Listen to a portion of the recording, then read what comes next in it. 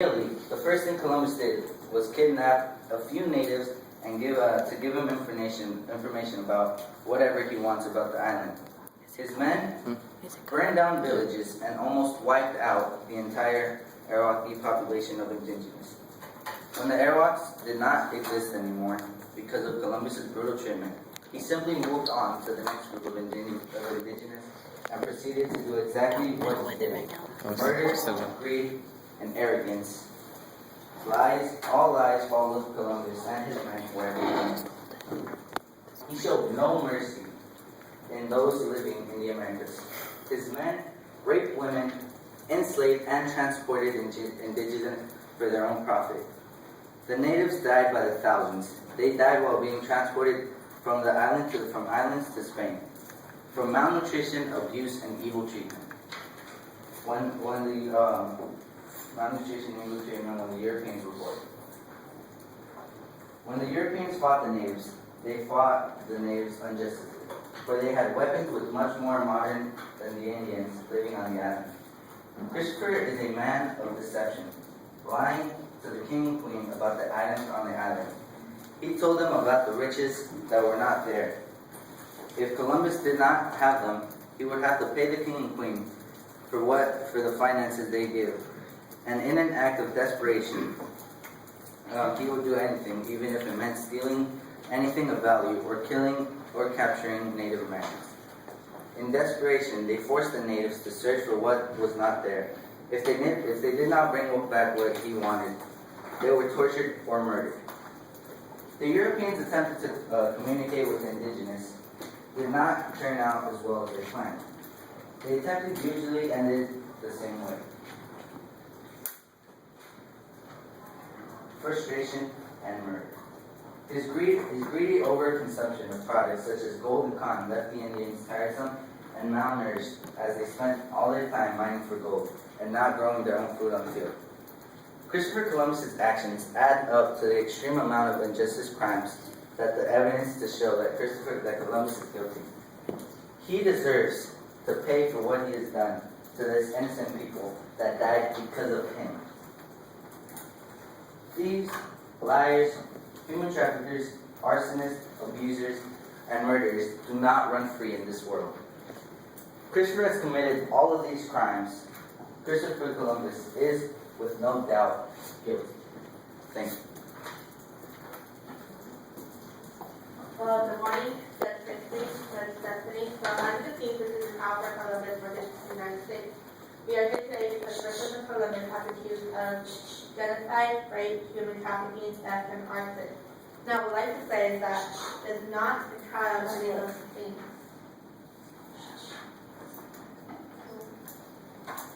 This is a trial about America. Christopher Columbus regrets his actions, but I would like to emphasize, without this man, America has never come to exist. If he could have, he would never have gone to the New World and Brazil. Then he had to go. So Christopher Columbus had no choice to do his work into the Americas. Now I'd like to pass it on to Sean, who will go more in depth with this. Columbus was summoned to an audience with Queen Isabella la Católica and King Ferdinand of Spain. We will point out that the evidence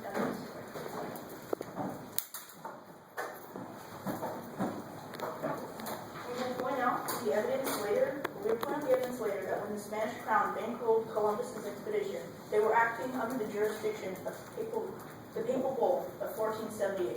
They ordered him specifically to go on an expedition to the New World and bring back riches for the crown and converts for the church.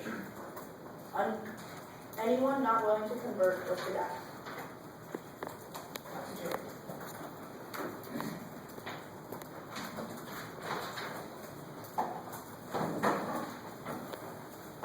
If Columbus were to not bring back any converts or riches back to Spain, he would die not only a marooned man, but a dishonored man. Christopher Columbus had to do what he needed to do.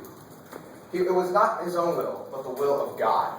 He was merely a sailor that had to risk life and limb, and if it was not for his skilled navigation and his actions in the New World, America would be a radically different place here than it is today. In this trial, we will learn that Christopher Columbus was acting not on his own accord, but on the accord of the Spanish crown and the papacy. He was not fully in command of his men either, and they acted on their own in many cases. In this trial, we'll be calling up some witnesses. We will be calling up Pope Alexander VI for drafting the papal bull of 1478 and being the head of church at the time. We'll be calling up Queen Isabel la Católica of Castile for bankrolling the expedition for the New World. The defense will also be calling up Chief Huaca Nagari, a Taino chief who knows the fate of the 39 men left by Christopher Columbus at Fort Navidad after his first expedition to the New World. We are also calling up an expert witness. We all know Kenneth Strecker, the math teacher, who will determine the statistics of the genocide of the Arawak and Taino natives.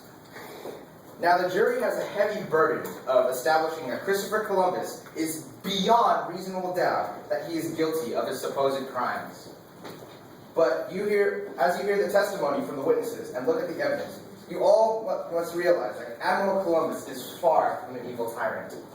He is a scapegoat, someone to throw their blame on, as the other conquistadores arrived in the New World and the atrocities continue to be assumingly linked back to Christopher Columbus for opening the door to the New World. I conclude that Christopher Columbus is no criminal, but I ask of the jury to see him as one of the first European Americans.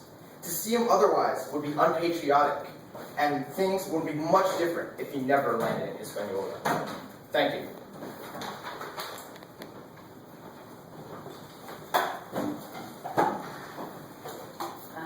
Prosecutor.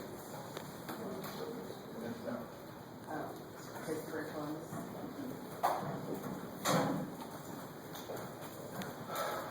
Members of the jury, I am Christopher Columbus. I was born in Genoa, Italy, prior to 1451 and died in Valladolid Castle in 1506. You all know me as the first European to step foot in the New World.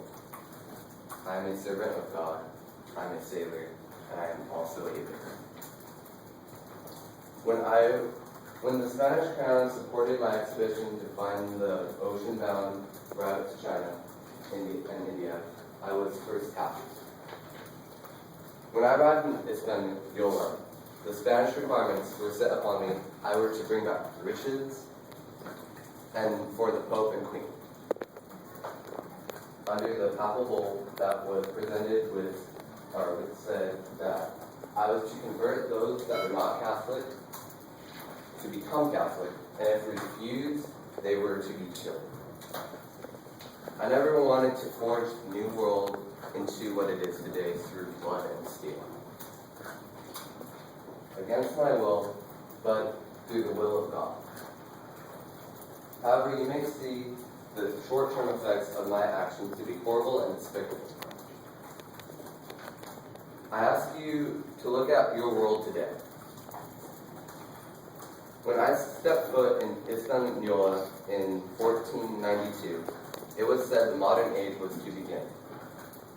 The New World began to connect on this route around Blue Spirit. It was first stepped upon as humanity began to unite. So I asked the jury throughout this trial to consider that you're making the ultimate decision of not only condemning one man for crimes against other humans, but you're also making the ultimate decision to condemn a man that made this world what it is. Thank you.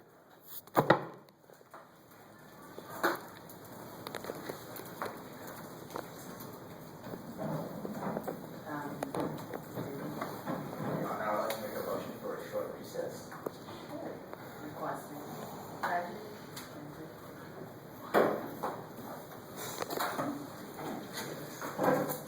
Okay, yeah, so that's for today, that's it, okay?